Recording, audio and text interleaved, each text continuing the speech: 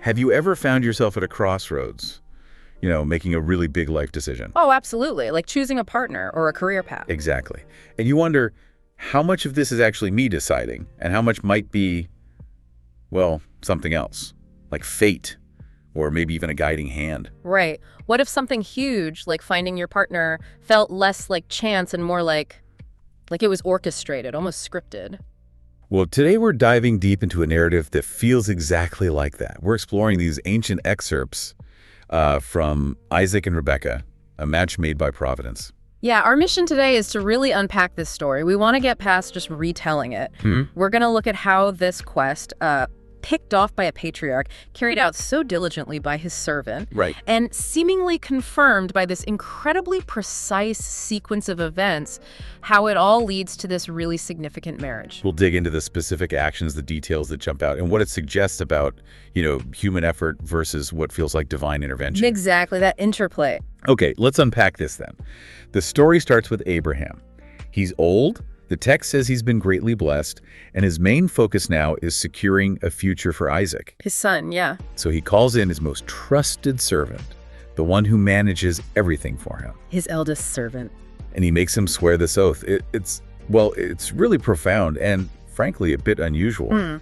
He tells the servant to put his hand under my thigh. And that gesture, putting the hand under the thigh, it wasn't just symbolic in that culture. It was deeply, deeply serious. Okay. It invoked the lineage, the descendants. It bound the servant to Abraham's future generations. Really underscores the weight of this mission. Wow. And the core instruction Abraham gives is crystal clear. You must not take a wife for my son from the daughters of the Canaanites among whom I live. No local brides. No. Yeah. Instead, he must go to my country and to my own relatives to find a wife there. It's all about preserving a specific lineage, those family ties. Right. But the servant, he's thinking practically. He immediately asks, okay, but what if? What if the woman isn't willing to come back with me to this land? A very reasonable question. Should I then take your son back to the land you came from? He's thinking about the logistics, the potential refusal. Abraham's answer is just absolute, total prohibition. He says, be very careful that you do not take my son back there. No going back for Isaac. None. He declares, the Lord God of heaven, he will send his angel before you, and you will find a wife for my son there. But there's a condition. If the woman refuses to follow, the servant is free from the oath. He's done his part. Okay, so he's covered in that case. Yes, but Isaac still must not return. It just highlights Abraham's incredible faith, doesn't it? It really does. Yeah. You can feel the weight of it all. So the servant, understanding how serious this is, places his hand under Abraham's thigh and swears. He accepts the whole responsibility. He's locked in. Okay, so here's where it gets really interesting. He's got this incredibly binding oath. Really clear instructions, though definitely challenging. What does he do next? How does he even start preparing? Well, he prepares very carefully. He takes 10 camels, not just one or two, 10. 10 camels. And they're loaded with all the goods of his master. This implies he's carrying significant wealth, probably for gifts. That makes sense. He sets off for Mesopotamia, heading specifically for the city of Nahor. Abraham's brother's city. Exactly. Keeping it in the family as instructed. So he gets there, and the timing, the location, he makes his camels kneel just outside the city by a well. And it's evening, dusk, just the time when women would typically come out to draw water. Feels very deliberate. Oh, absolutely deliberate. He's not just stopping randomly. He's setting the stage, positioning himself for a potential encounter. He's actively creating the opportunity. And then comes this prayer. Yes, and it's extraordinary. He asks the Lord for good speed this day, success, and to show kindness to my master Abraham. Standard enough, perhaps. Right. But then he sets out this incredibly specific sign, almost like a test. Okay, what is it? He basically says, let it happen that the young woman I ask for a drink, the one who says, drink and I'll water your camels too, let her be the one you've appointed for Isaac. Wow.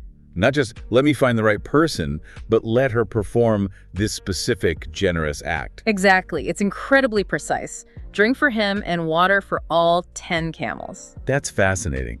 It does sound like he's setting up a test, or maybe asking for really clear validation. Yeah. What does that tell us about how he saw divine guidance working? That's a great question. Does it show deep trust that God would answer in such a specific way? Or was it more practical method? A way to get undeniable proof for such a critical mission, leaving zero room for doubt? Yeah, like he needed a sign he couldn't possibly misinterpret. Precisely. He's not just asking for general help. He's defining the exact form that help should take. A visible confirmation. So just picture him there. He's traveled all this way. He's made this incredibly specific request. He's just waiting by the well, watching, hoping. Holding his breath, probably. You can imagine the tension. And then Yeah. things happen fast. The text says, before he had finished speaking, behold, Rebekah came out. Just like that. The timing is remarkable. And right away, the narrative links her to Abraham's family. She's born to Bethuel, son of Milcah, the wife of Nahor, Abraham's brother. Boom. Connection established. Straight to the right kindred, fulfilling that part of the oath immediately. Her character seems apparent right away, too. Described as very fair to look upon, a virgin. And the servant doesn't waste time. He runs to meet her, asks politely for a little water from her pitcher. And a reaction. Swift, generous, polite. "Drink, my lord," she says, and quickly lowers her pitcher to give him a drink. Very hospitable. Okay, so she gives him a drink, but the sign involved the camels, too. And here's the pivotal moment. Completely unprompted, after he finishes drinking, she says, "I will draw water for your camels also until they have finished drinking." She offers, without him even hinting. Exactly. And she doesn't just offer, she acts. She quickly emptied her pitcher into the trough, ran again to the well, and drew for all his camels. All 10 of them. That's a lot of water. A lot of water. It's an act of extraordinary generosity and effort, far beyond simple politeness. And it perfectly matches the servant's incredibly specific sign. Wow. So the sign is fulfilled to the letter. What's the servant doing while all this is happening? The text says he was watching her silently. He's observing, processing, trying to figure out, okay, is this it? Has the Lord made my journey prosperous or not? He's not jumping the gun. He's taking it all in. He's making sure before he makes his next move. Right. So once the camels are watered, the sign seems undeniable. What does he do then? He acts decisively. He gives Rebekah these significant gifts: a golden nose ring, half a shekel weight, and 2 gold bracelets for her wrists weighing 10 shekels. These sound like serious gifts, not just trinkets. No, definitely not. This is substantial wealth, signaling the importance of the occasion and likely the status of his master. And then he asks the crucial questions. Yes, straight to the point. Whose daughter are you? Please tell me. Is there room in your father's house for us to stay? He needs confirmation of her family and a place to stay. And Rebekah's reply just seals it. "I am the daughter of Bethuel, the son of Milcah, whom she bore to Nahor." Direct line back to Abraham's brother. The exact lineage he was sent to find. Precisely. And she adds, yes, they have plenty of straw and fodder for the camels and room for him and his men to lodge. Perfect. How does the servant react to this confirmation? His reaction is immediate and deeply emotional. He bowed his head and worshiped the Lord. Right there. Right there. He says basically, "Blessed be the Lord who hasn't abandoned his mercy and truth to my master. As for me, I was on the way, and the Lord led me straight to the house of my master's relatives." It's total affirmation for him. He sees it clearly as divine leading. Absolutely. His belief that the whole thing was guided seems completely solidified at this point. And Rebekah, she must be processing all this too. The strange man, the prayer fulfilled, the valuable gifts. She likely is. And her reaction is to run and tell her family.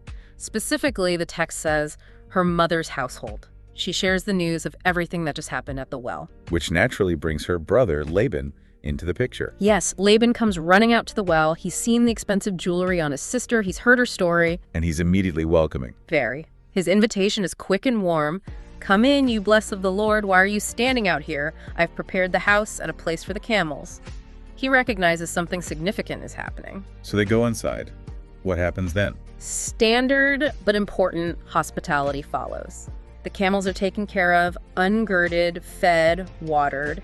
The servant and his men get water to wash their feet, a customary sign of welcome for travelers. Right, and food is offered. Food is set before them, but the servant, he's still laser-focused on his mission. He doesn't eat yet. Nope. He says, "I will not eat until I have told my errand." Business before pleasure, you could say. His dedication is remarkable. So he lays it all out for the family. He does. He meticulously recounts the entire story to Laban and Bethuel, Rebekah's father, who must have joined them. The whole thing, from Abraham's command. Everything. Abraham's wealth, Isaac's miraculous birth, the oath about not marrying a Canaanite. Wow. Abraham's faith that an angel would guide him, his own specific prayer at the well, and how Rebekah fulfilled it perfectly, even noting she appeared before I had finished speaking in my heart. He leaves nothing out. Nothing. He mentions giving her the jewelry, confirms her lineage again. It's not just a summary, it's a detailed testimony. Why retell it so thoroughly? It seems designed to build an undeniable case, to show them this wasn't just a random proposal, but something orchestrated, something providential. He's laying out the evidence for divine intervention, step by step. Making it clear why he believes this match is meant to be. Exactly. He wants them to see the hand of God in it, as clearly as he does. How does the family react to this incredible story? Laban and Bethuel. Their response is really striking. They say, "The thing proceeds from the Lord." Just like that. Just like that. We cannot speak to you bad or good. It's like they're saying, our opinion is irrelevant here. They see it as settled by a higher power. Completely. They declare, "Behold, Rebekah is before you. Take her and go and let her be your master's son's wife, as the Lord has spoken." Wow. So there's no real debate or negotiation, it's just acceptance. It's presented as immediate, unquestioning acceptance, a recognition of divine will that seems to override any personal feelings or objections they might have had. There's no hint of reluctance in the text. And the servant's reaction to their consent. He immediately worships God again, bows down right there. He must feel immense relief and gratitude. Understandable. So more gifts are exchanged. Yes. Now that the agreement is made, the servant brings out more treasures. Jewels of silver, jewels of gold and clothing, and gives them to Rebekah. Sort of like a bride price or betrothal gifts. Seems like it. And he also gives precious things to her brother Laban and her mother, spreading the goodwill, perhaps sealing the deal. Then they finally eat and drink and stay the night. Yes, the formalities and celebrations happen then. But the servant isn't lingering. The very next morning, he's ready to go. He is. He says, "Don't hinder me, seeing the Lord has prospered my way. Send me away so I can go to my master." He wants to complete the mission promptly. But the family pushes back a little?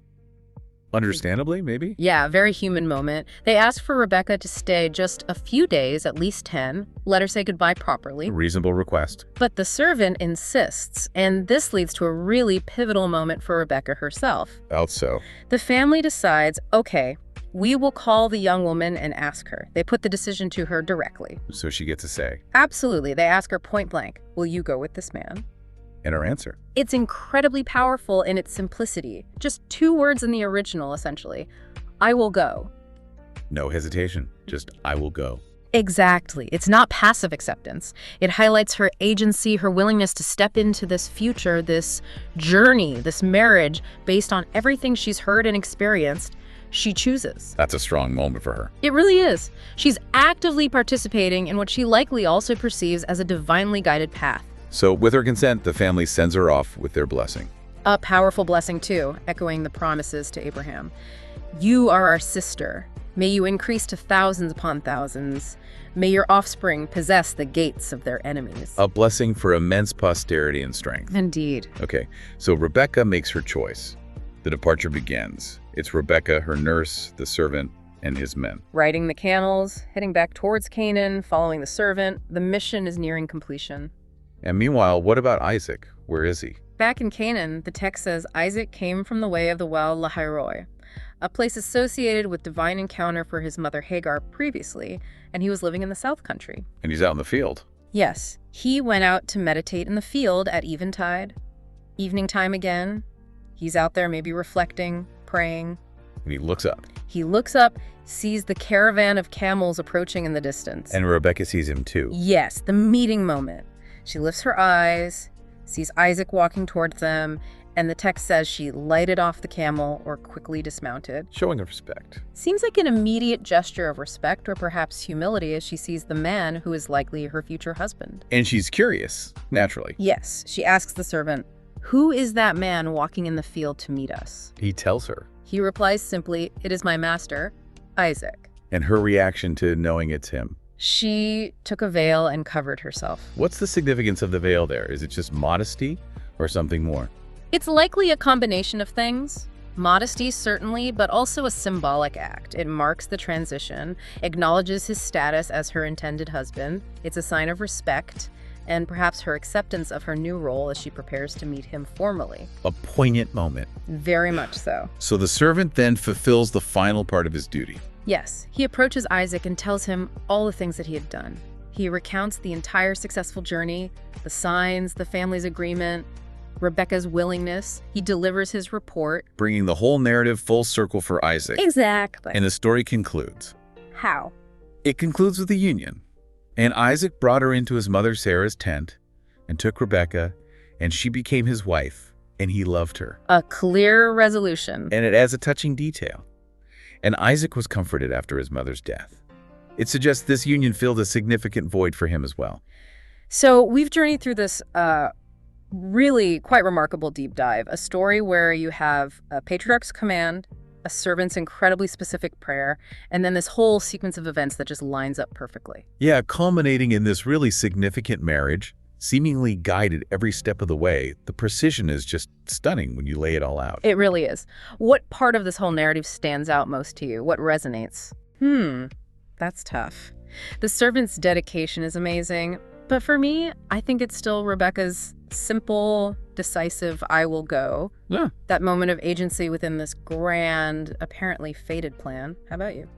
I think for me, it's the servant's prayer. And that level of specificity, asking for such a clear sign, it makes you think about faith and proof. Yeah. And how we look for confirmation in our own lives. Exactly. This whole deep dive gives us this powerful picture of, well, perceived destiny unfolding through very deliberate human actions. It really makes you wonder, doesn't it? It does. How much of our own lives, our big decisions, is shaped by our actions, our choices, and how much might be influenced by other forces, providence, fate, serendipity, whatever you want to call it. Right. And does looking for or even receiving specific signs actually make things clearer? Or does it just add another layer we have to interpret? It's complex. Yeah, it is. And maybe the final thought to leave everyone with is this. What role does our own willingness play? Our readiness to trust and participate like Rebekah did with her, I will go. How much does that shape the outcomes when we sense something larger might be unfolding in our lives? That's a great question to ponder. How much does our yes matter in the grand scheme of things?